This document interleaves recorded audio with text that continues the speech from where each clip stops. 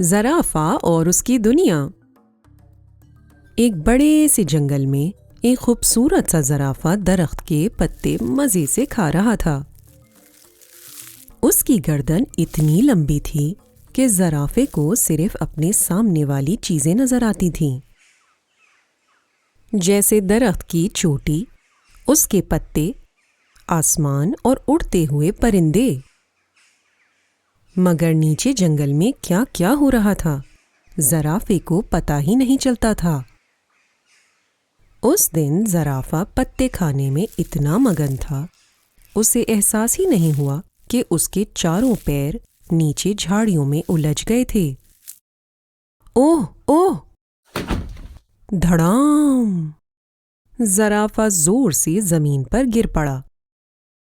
کچھ دیر تک وہ بے ہوش پڑا رہا، مگر جیسے ہی اسے ہوش آیا، اس نے حیرت سے دیکھا کہ زمین پر لیٹے لیٹے اسے پورا جنگل نظر آ رہا تھا۔ اچانک اس کے کانوں میں ایک آواز آئی۔ زرافے نے گردن اٹھا کر دیکھا تو ایک ہرن تیزی سے بھاگ رہا تھا۔ زرافے نے غور سے دیکھا، ایک بڑا سا خوفناک شیر ہرن کا پیچھا کر رہا تھا۔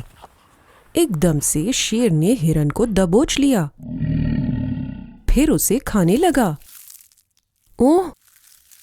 زرافہ چونک گیا۔ دوسری طرف سے ایک اور آواز آئی۔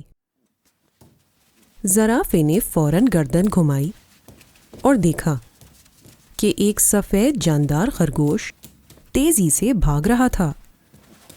اچانک اس کے سامنے ایک کچھوا آ گیا، جو آہستہ آہستہ اپنے ننھے بچوں کے ساتھ ایک طرف سے دوسری طرف جا رہا تھا۔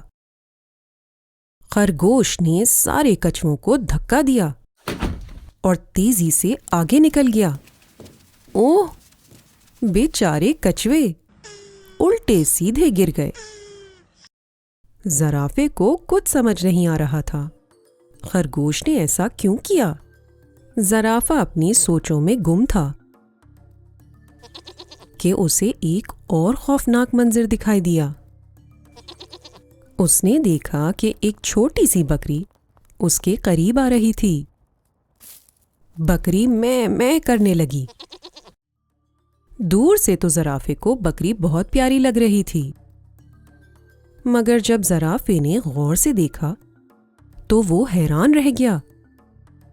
بکری کی گردن پر ایک خوفناک سانپ لپٹا ہوا تھا۔ اوہ! یہ منظر دیکھ کر زرافے نے زور سے آواز نکالی، شو شو! اس کی آواز سن کر سانپ ڈر کر فوراً بکری کی گردن سے اتر گیا اور جھاڑیوں میں غائب ہو گیا۔ بکری آزاد ہوتے ہی خوشی سے اچھلی اور تیزی سے دوسری طرف بھاگ گئی۔ زرافہ بھی اپنے پیروں پر کھڑا ہونے کی کوشش کرنے لگا۔ اوہ اوہ! وہ بس کھڑا ہونے ہی والا تھا کہ اچانک اس کے سامنے 5 لومڑیاں آ کر کھڑی ہو گئیں۔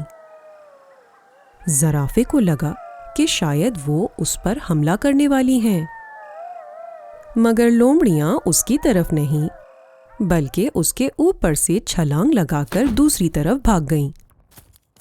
زرافے نے پلٹ کر دیکھا، ان لومڑیوں نے ایک ننھے ہاتھی کے بچے کو گھیر لیا تھا۔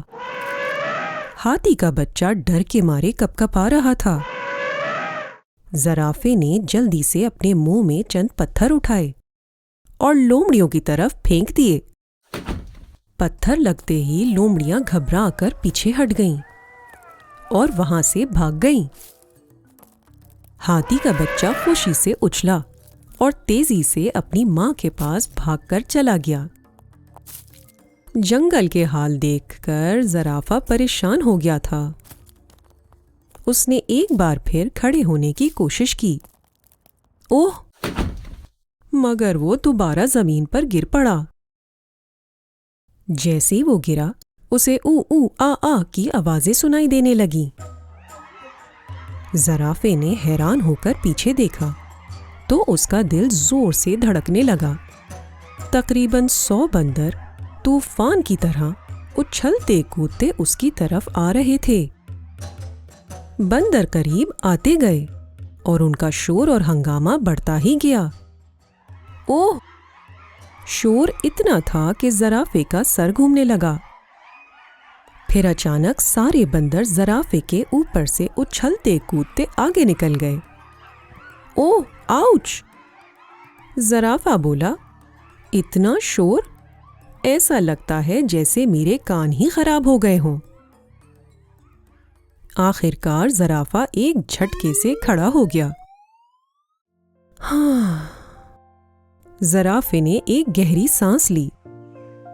شکر ہے۔ نیچے جنگل کے حال دیکھ کر زرافہ سوچ میں پڑ گیا۔ پھر ہلکی مسکراہٹ کے ساتھ اس نے خود سے کہا، میں اپنی ہی دنیا میں خوش ہوں، جہاں میری لمبی گردن سے بس درخت، اس کے ہرے بھرے پتے، اڑتے ہوئے پرندے اور کھلا آسمان نظر آتا ہے۔